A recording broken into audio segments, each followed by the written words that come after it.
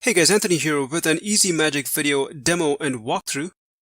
In a previous tutorial, I walked you through the process of creating Human Spokesperson videos step by step. In this video, I'm going to walk you through the user interface. So I'm logged into my Easy Members account. I'd recommend that you watch this welcome video if you're new to Easy products. This is where you create and manage your videos.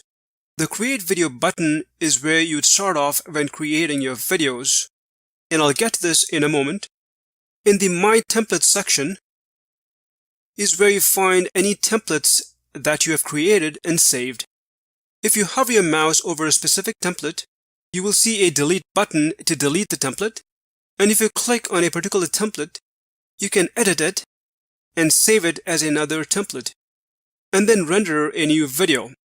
This can be very helpful because you don't have to recreate a project.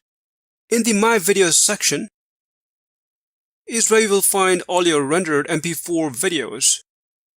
Again, if you hover your mouse over a specific video, you can delete it, as well as use this download button to download the MP4.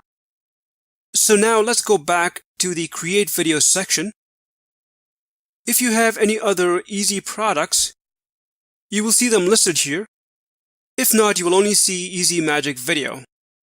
And if you click on it, you will see all these spokesperson templates available. So to start creating a video, you would choose a spokesperson, and it'll open up the video creation section where you can add clips to build your script and all that good stuff. Like I said earlier, I've already created a step-by-step tutorial to show you how to create Human Spokesperson videos.